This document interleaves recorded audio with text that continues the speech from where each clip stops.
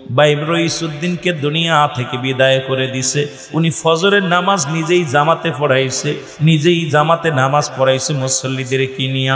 উনি রাসূলের সুন্নাত তরিকায় সালাতু সালাম পাঠ করিয়া আযান দিছে, মসজিদের মধ্যে সালাতু সালাম পাঠ করা হয়েছে। এরপরে দুনিয়া থেকে তারে বিদায় করে দিছে। আমি মনে করি মুসলমান শুনে নাও, তিনি এক নম্বরেই নবীর প্রেমিক ছিল, আল্লাহর গোলাম ছিল, এর মধ্যে কোনো সন্দেহ নাই। করে বলেন ঠিক কিনা? এখন যদি আপনি রাতের দিনের মধ্যে মৃত্যু হয়, সুন্নাতু পড়েন নাই, ফরজও পড়েন নাই, কার দলের লোক হইবেন? কত নির্বাহ বোঝেননি? দুরাকাত সুন্নাতের সঙ্গে সম্পর্ক নাই, ফরজের সঙ্গে সম্পর্ক নাই, নবীর সাথে সম্পর্ক নাই, আল্লাহর সঙ্গে সম্পর্ক নাই। আপনার সম্পর্ক মাস্টার ইবলিসের সঙ্গে। জোরে বলেন ঠিক, জোরে বলেন ঠিক। ও মুসলমান শুনে নাও, শুনে নাও, এক ওয়াক্ত নামাজ কাজা দিলে 80 খুতবা পরিমাণ জাহান্নাম, যার এক খুতবা পরিমাণ হলো 2,88,00,000 বছর। এখন আপনার জীবন থেকে যত নামাজ চলে গেল, এই নামাজের হিসাব যদি রব্বে কারিম ধরে, বাঁচার সম্ভব নয়। জোরে বলেন ঠিক কি না? এবার দিন শুরু করেছি, মৃত্যুবরণ করি না, রাত শুরু করেছি, মৃত্যু হবে, এর মধ্যে কোনো সন্দেহ নাই। কত মানুষ রাতের অন্ধকারে দুনিয়া থেকে বিদায় হয়ে যায়, রাত্রে ঘুমায়, সকালে মরা মানুষ। কারণ দুনিয়া থেকে কখন আল্লাহ রাব্বুল আলামিন নিয়ে যাবে। তবে দুইটা টাইমে মরণ, একটা হলো রাত, একটা হলো দিন। দিন তো শেষ করলাম, রাত তো শুরু করেছি, 10টা পার করে ফেলেছি, মরণ হয়ে যেতে পারে যে কোনো মুহূর্তে। মুসলমান শুনে নাও, এর রাতের শুরু হলো মাগরিব। বান্দা সারা দিন ভরে কর্মস্থলে ঘোরাঘুরি করছো, আল্লাহর অক্সিজেন নিছো, হাওয়া বাতাস গ্রহণ করেছো, জমিনের মধ্যে বিচরণ করেছেন, কত পদ্মা নদী দিয়া মাছ মেরেছেন, সাগরের মাছ মেরেছেন, কত কি করছেন রে বান্দা। ও বান্দা, মাগরিবের 3 রাকাত ফরজ নামাজ তুমি আদায় করলা, সঙ্গে সঙ্গে তুমি হয়ে গেলে আমার আল্লাহর গোলাম। এবার 2 রাকাত সুন্নাত নামাজ তুমি আদায় করলা, সঙ্গে সঙ্গে তুমি হয়ে গেলে আমার রাসূলের প্রেমিক। এখন যদি রাতের মধ্যে মৃত্যু হয়, তোমার মরণটা হবে আল্লাহর গোলাম, রাসূলের প্রেমিক। জোরে বলেন ঠিক কি না? অথচ এই নামাজের জন্য রাহমাতুল লিল আলামিন দুনিয়ার মধ্যে কত কষ্ট করেছে নামাজের জন্য।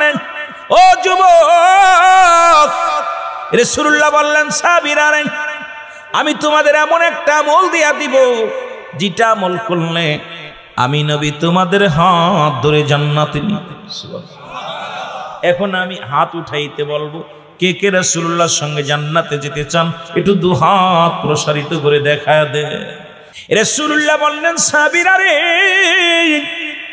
তোমরা যদি কোনো ব্যক্তি 5 ওয়াক্ত নামাজ, 5 ওয়াক্ত সালাত সময় মতো, ওক্ত মতো আদায় করতে পারো, আমি নবী ওয়াদা করলাম হাত ধরে জান্নাতে নিয়ে যাব।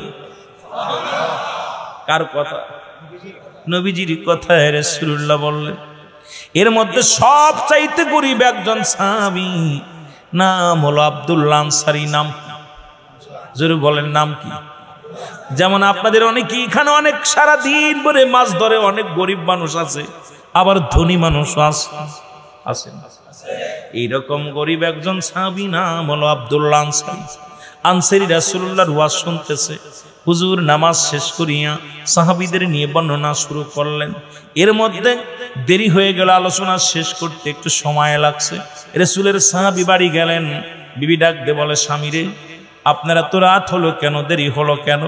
বিবি ডাক দে, আপার স্বামী ডাক দে বলে, বিবি,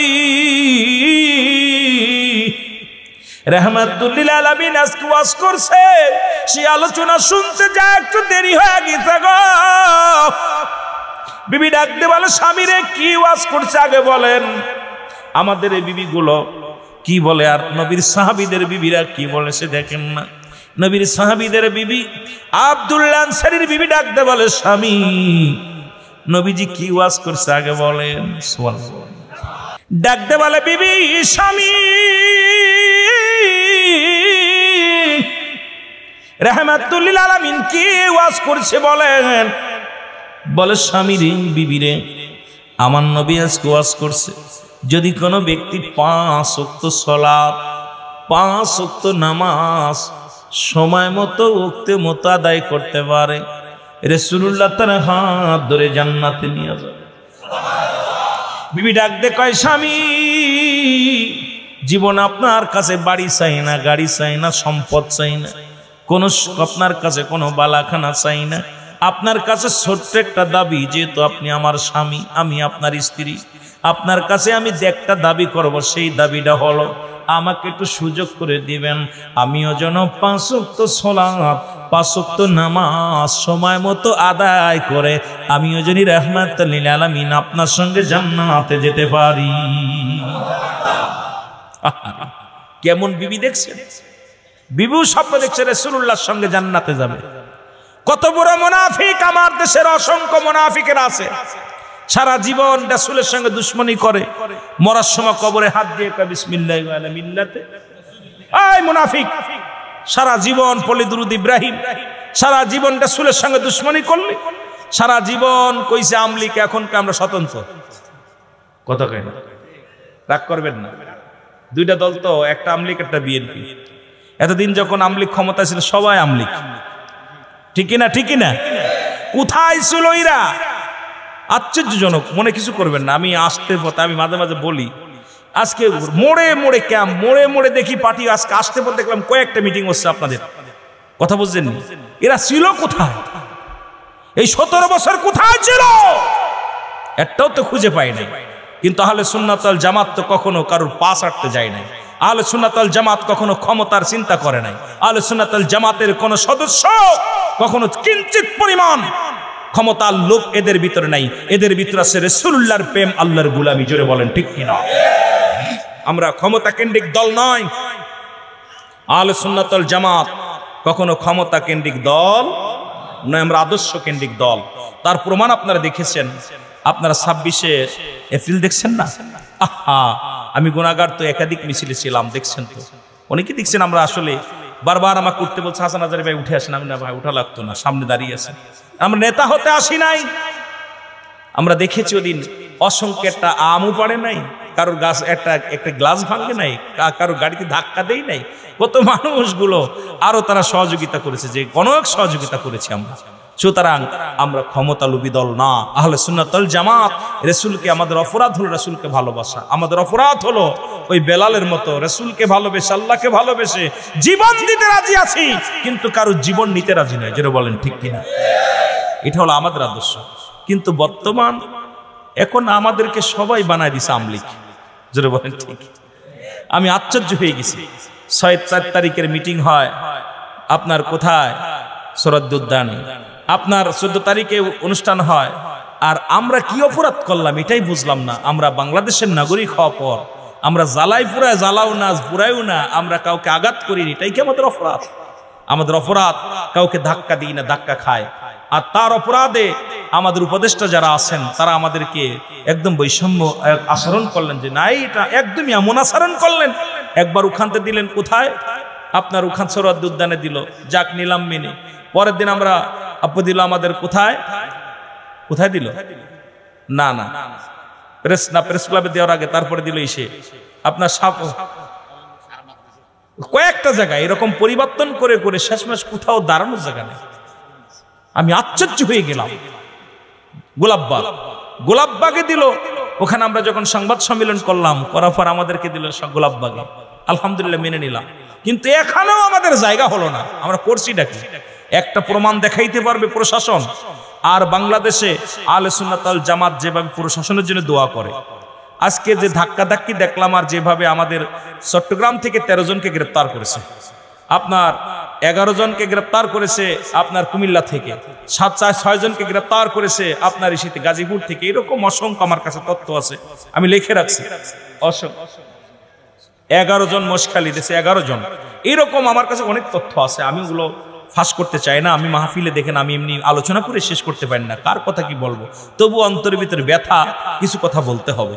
আমরা আমাদের অপরাধ কি দেখছেন? আমাদের অপরাধ হলো শান্তিপূর্ণ মিছিলে আপনারা যারা লাঠিচার্জ করলেন, আল্লাহর কসম করে বলি আপনার একটা প্রমাণ, প্রতিটা আমাদের আহলে সুন্নাত ওয়াল জামাতের যত বক্তা আছে আপনাদের জন্য যত দোয়া করে, দেশের জন্য যত দোয়া করে, এই রকম দোয়া আপনার কোনো মৌলবী মুন্সি করে নাই। জোরে বলেন ঠিক না?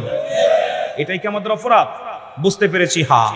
কারণ হযরত উমরে ফারুক যখন খোলা তরবারি নিয়ে আসতেছিল রাসূলকে হত্যা করার জন্য, নবীজি বলতেছিল আসতে দাও। হযরত আবু বকর সিদ্দিক রাদিয়াল্লাহু তাআলা বলেছেন, হুজুর আপনাকে হত্যা করার জন্য হযরত উমর খাত্তাবের বেটা উমর খোলা তরবারি নিয়ে আসছে। রাসূল বলেছিল আসতে দাও, ও হত্যা করবে, কারণ আমি তো তাকে সাহায্য করিনি। তা আমি দেখলাম আজকে আমরা আপনাদের সাহায্য করে আমাদের অপরাধ হয়ে গেছে, আপনাদেরকে ভালোবাসায় আমাদের অপরাধ হয়ে গেছে। আমাদের দরকার ছিল এই রকম যে আপনাদের যেমনি কুকুর তেমনি মুগুর মারার দরকার ছিল। যেন বলেন ঠিক কিনা? কিন্তু আমরা তো মারি নাই, আমরা আপনাদেরকে ভালোবেসেছি, এই জন্য চাবুকের আঘাত খেতেছি। এটা কষ্ট লাগছে অন্তরের ভিতরে। তবু আল্লাহ আপনাকে দেখছে। অবশ্যই মদিনাওয়ালার কাছে আমাদের দরখাস্ত, রাসূল, আমার রাসূল সব দেখতেছেন, আমার রাসূল দেখতেছেন। মদিনা মুনাওয়ারা থেকে যখন ওই কারবালার প্রান্তরে যখন হুসাইন কেঁদেছিল ইয়া মুহাম্মাদান, রাসূলুল্লাহ তখন চিৎকার মেরে রওজা থেকে উঠে এসেছিল। তখন মুসলমান জয়উদ্দিন জয়নাল কি বলেছিল? ইবনে আব্বাস বলেছিল যে আমি ঘুমের মধ্যে শুয়ে আছি, রাসূলুল্লাহ বলতেছে ইবনে আব্বাস তুমি ওঠো, মক্কা মদিনার মানুষের জানিয়ে দাও আমার হুসাইনকে ওরা হত্যা করেছে। এমন ইবনে আব্বাস বলে আমি ঘুমের মধ্যে দেখতেছি আমার রাসূলুল্লাহ কাঁদতে কাঁদতে মক্কা থেকে মদিনা ওই কোথায় ওই আরাফা ইসের ময়দানে কোথায় কারবালার দিকে রওনা হয়ে গেছে। আমার রাসূল বলতেছে আহারে আমার হুসাইনকে যারা শাহাদাতের পেয়ালা পান করালো। আমার নবীজি চিৎকার মারতে মারতে কারবালার দিকে রওনা হয়ে গেছে। আমাদের সুন্নি জামাতের চিৎকার মদিনাওয়ালার দিকে। আমার নবীজি বলে গেছেন আমি দেখতেছি অচিরেই পূর্ব দেশ থেকে একদল আশেক বাইর হবে, যাদের জবানে থাকবে নারায়ে রিসালাত ইয়া রাসূলুল্লাহ, নারায়ে তাকবীর, আল্লাহু আকবার। এই ধ্বনি দিতে দিতে আমি নবীর রওজা পর্যন্ত আগমন করবে। জোরে বলেন মারহাবা। আর একটু জোরে বলেন মারহাবা। ভালো করে শুনে নেন আমি রুহুল আমিন সিদ্দিকের কথা, ভালো করে জেনে নেন। আমরা যে কথাগুলো বলি খেয়াল, রাসূলুল্লাহ বলেছেন, আমার নবীজি বলেছেন আমি দেখতেছি অচিরেই পূর্ব দিক থেকে একদল আশেক বাইর হবে, তাদের জবানে থাকবে নারায়ে রিসালাত ইয়া রাসূলুল্লাহ, নারায়ে তাকবীর, আল্লাহু আকবার। এ মুসলমান, লালদিঘির ময়দানে এমন ইতিহাস ঘটিয়ে গেছে যে নারায়ে রিসালাতের স্লোগানে আকাশ বাতাস মুখরিত হয়ে গেছে। জোরে বলেন ঠিক কিনা? আরো জোরে বলেন ঠিক কিনা? বাংলাদেশের বুকে এত বড় মিলাদ কিয়াম, লালদিঘির ময়দানে যেমন মিলাদ কিয়াম এত সুন্দর লাগছে, আমার মনে হলো যে আকাশ থেকে যেন ভাই বলছে আবাবিল পাখি, তাই এই আবাবিল পাখিগুলো যেন আকাশ থেকে উড়ে আসতেছে, এমন একটা সুন্দর লাগছে। জোরে বলেন ঠিক কিনা? আরো জোরে বলেন ঠিক কিনা? লালদিঘির ময়দান দেখছেন? গেছিলেন আপনারা? চট্টগ্রাম লালদিঘির ময়দান যান নাই? কথা কন না কেন? গেছেন? এই ময়দানে স্লোগান শুনে আমার ভাইয়েরা, তা আমার বিবেচনায় বলতেছি কথাগুলো, আমার রিসার্চ করে দেখেছি বাংলাদেশের পরে আর কোনো মুসলিম কান্ট্রি নাই, বাংলাদেশের পরে আর কোনো মুসলিম কান্ট্রি নাই। সুতরাং বাংলাদেশের শেষ প্রান্তের লোক হলো আপনারা খাগড়াছড়ির মানুষ, চট্টগ্রামের মানুষ, ঠিক কিনা? আর এই এলাকার মধ্যে যেমন নারায়ে রিসালাতের মানুষ আছে, বাংলাদেশের অন্য কোনো জেলায় নাই, অন্য কোনো বিভাগে নাই। জোরে বলেন ঠিক কিনা? এই আমার কথা বিন্দু মাত্র মিথ্যা হবে না, যেহেতু আমি আমার চাচারা 7 জন চাচার ভিতরে 6 জনই বাতিল মার্কা, আমার বাবা শুধু একমাত্র সঠিক পথে। আমার ইতিহাস শুনলে আপনারা কানবেন যে সিদ্দিকী সাহেব কোথায় বাস করে। আমার সহকারী আছে, ওর কাছে জিজ্ঞেবেন আমি কোথায় আগুনের মধ্যে বাস করি। তা আমার অঞ্চলে খুলনা বিভাগের মানুষ তো মাশাআল্লাহ নারায়ে সুন্নি জামাত কারে বলে এটা বোঝেই না, কথা বুঝেননি। তদ্রূপ আপনি বিবেচনা করে দেখেন, পূর্ব অঞ্চল বলতে বাংলাদেশের পরে আর কোনো মুসলিম কান্ট্রি নাই, আর সেই দেশের পূর্ব অঞ্চলের মানুষ হলো খাগড়াছড়ির মানুষ, চট্টগ্রামের মানুষ। এই জন্য এই এলাকার মানুষের নারায়ে রিসালাতের ধ্বনি এদের জবানে বেশি উচ্চারণ হয়, নারায়ে রিসালাতের পাগল বেশি পাওয়া যায়। এখান থেকে সেই কাফেলা আসবে ইনশাআল্লাহ। আল্লাহ আমাদেরকে যেন সেই কাফেলায় শরীক হওয়ার তৌফিক দান করে। জোরে বলুন আমিন। আরো জোরে বলেন আমিন। নারায়ে রিসালাত, নারায়ে রিসালাত, নারায়ে রিসালাত। আমি খুশি হয়েছি, আপনার চট্টগ্রামের জমিন থেকে ধরে নিয়ে যাচ্ছে, ভ্যানে নিয়ে যাচ্ছে তারা নারায়ে রিসালাত, নারায়ে তাকবীর, আল্লাহু আকবার, নারায়ে রিসালাত ইয়া রাসূলুল্লাহ। পুলিশ মুখ বন্ধ করতে ওরা তাকবীর দিচ্ছে, কইছে আমাদের ভয় নাই, নবীজি আছে সাথে। যত হযরত আলী বলেছিল যে আমার 2টা শক্তি আছে আমার সাথে, একটা শক্তি আমার আল্লাহ, দ্বিতীয় শক্তি হলো মুহাম্মাদুর রাসূলুল্লাহ সাল্লাল্লাহু আলাইহি ওয়াসাল্লাম। জোরে বলেন মারহাবা। আমরকে যখন হত্যা করার উদ্দেশ্যে হযরত আলী রওনা দিয়েছিল, আমর বলতেছিল, আলী তুমি যে আমার সঙ্গে আক্রমণ করতে এসেছো, আমাকে হত্যা করতে এসেছো, তোমার অস্ত্র কই, তোমার জনবল কই? আমার দেখো কত অস্ত্র, আমার কত জনবল। হযরত আলী রাদিয়াল্লাহু তাআলা বলেছিল, তুমি কি জানো যেদিন থেকে আমি ইসলাম কালেমা প্রচার করে কালেমা গ্রহণ করেছি, সেদিন থেকে আমার দুইটা শক্তি, একটা শক্তি আমার নবীজি, একটা শক্তি আমার আল্লাহ, লা ইলাহা ইল্লাল্লাহু মুহাম্মাদুর রাসূলুল্লাহ সাল্লাল্লাহু আলাইহি সাল্লাম। আহলে সুন্নাত ওয়াল জামাতের দুইটা শক্তি, তিনটা শক্তি, এক হলো আমার আল্লাহ, দ্বিতীয় হলো মুহাম্মাদুর রাসূলুল্লাহ সাল্লাল্লাহু আলাইহি সাল্লাম, তৃতীয় শক্তি আমরা পীর মাশায়েখ মানি, পীর মাশায়েখদের দোয়া আমাদের সঙ্গে আছে। যারা বলেন ঠিক কিনা, আর একটু যারা বলেন ঠিক কিনা। ভয় নাই, ধৈর্য ধরেন। আমরা যদি সময় পাই, আমি একদম গুরুত্বপূর্ণ একদম সেই ইতিহাসগুলো বলবো, যদি সময়ের অভাব, যেহেতু আলোচনা একটা বিষয়ের উপর আমাকে বলছে হুজুর নামাজের পর একটু কথা বলবেন, সেটা বলতে যে আমার একটু সময়, তবুও এই নামাজটা নিয়েও সংগ্রাম করেন। আপনারা জানেন না, আহলে সুন্নাত ওয়াল জামাতের বিরোধিতা করেন, আপনারা নামাজ পড়েন আর আমাদের বিরোধিতা করেন। রাসূল বলছে একদল আলেম বাইর হবে, তাদের জবানের কথা থাকবে মিষ্টি, তাদের মুখের ভাষা থাকবে মিষ্টি, তাদের নামাজ হবে মনে হবে তারা যেন নামাজ পড়ে, তাদের নামাজ ছাড়া আর অন্য কোনো, তাদের মসজিদ এমনভাবে তারা নামাজ পড়বে, এমনভাবে তারা কোরআন তেলাওয়াত করবে, মনে হবে কোরআন যেন ওদের জন্য, ওরা যেন কোরআনের জন্য, ওরা যেন নামাজ যেন ওদের জন্য, অথচ তাদের মনটা থাকবে নিগ্রো হাফ, ওই যে আপনার কিসের মতো, নিগ্রো বাঘের মতো, ঝিংসুটে বাঘের মতো।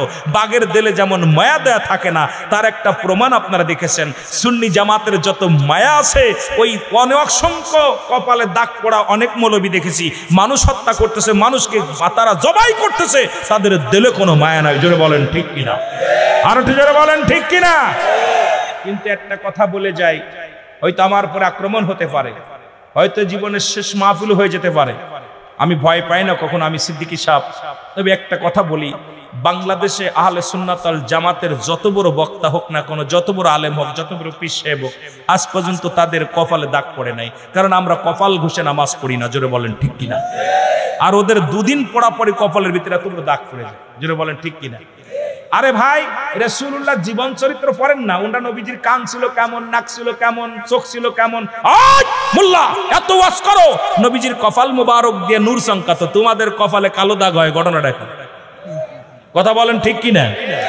একটা সুন্নি জামাতের, একটা সুন্নি আলেমের, একটা সুন্নি নক্ষত্রের একটার কপালে দাগ দেখবেন না। মার পেট থেকে পরে নামাজ পড়ছি, আজ পর্যন্ত নামাজ তো কাজা যায় নাই, কিন্তু একটা দাগ হয় নাই, কারণ আমরা কপাল ঘষি না। কিন্তু রাসূলুল্লাহর কপাল মুবারক কেমন ছিল, এটা ওয়াজ করো, এ জায়গা ওয়াজ করো। সেখানে গেলে আমরা বুঝতে পারছি এখন ওদের চরিত্র। আমি ছোট্ট একটা আয়াত পাঠ করছি, এক আয়াতের তাফসীর করলে রাত শেষ হয়ে যাবে। দেখা যাক, আগানো যাক। মুহাব্বতের সঙ্গে দুরূদ শরীফ পড়েন। আল্লাহুম্মা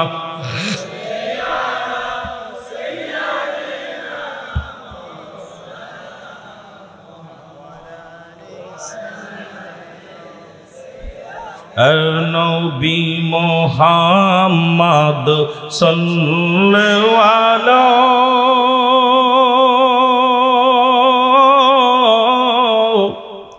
তোমার দুরুদে আসে খয়ুতলা ইয়া নবী।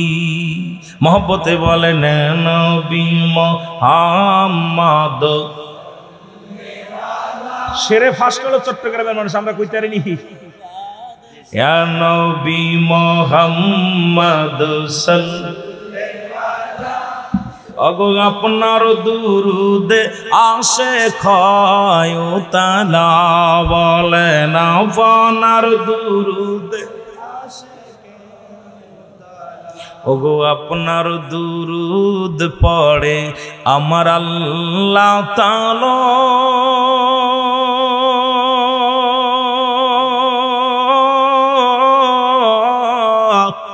ওগো আপনার দুরুদ পড়ে ফেরেশতারা ইয়া নবী। মারহাবা বলেন না।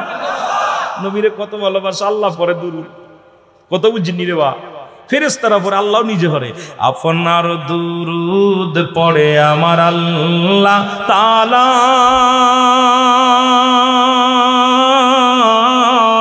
আপনার দুরুদ পড়ে ফেরেশতা ইয়া নবী মুহাম্মদ আপনার দুরুদে আসে খয়ুতলা বলেন আপনার দুরুদে যখনই মনে পড়ে নবী কামলিওয়ালা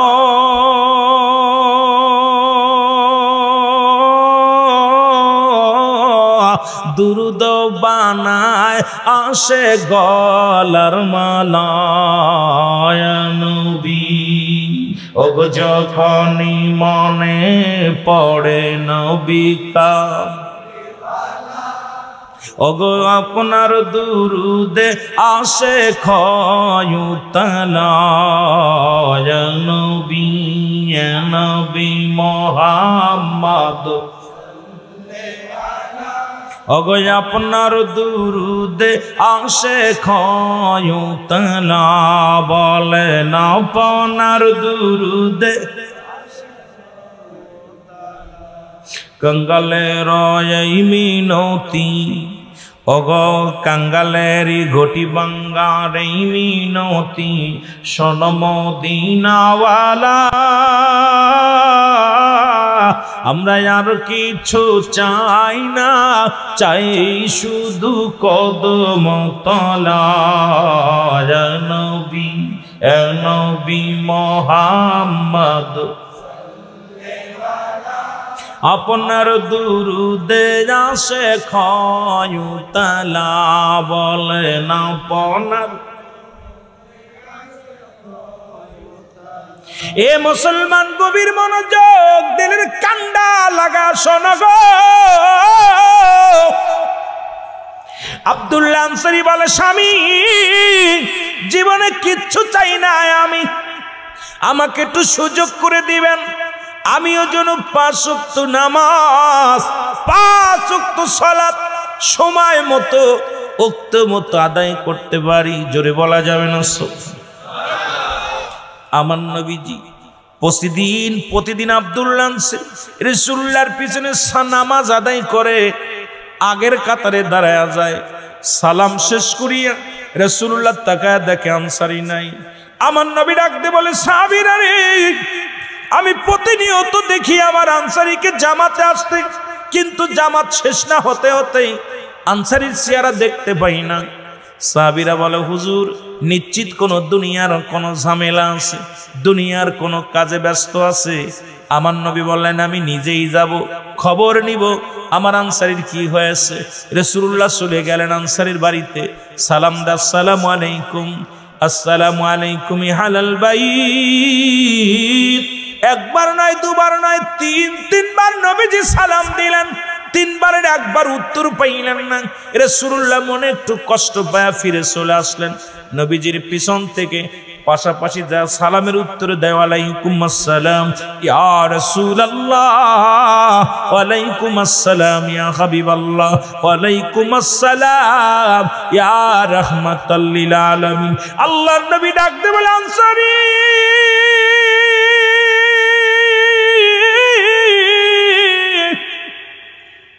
তুমি তিনবার সালামের জবাব দিলাম তার মানে আর বুঝতে বাকি নাই তুমি তিনবারই সালাম শুনেছিল উত্তর দাও নাই আনসারী বলে নবী গো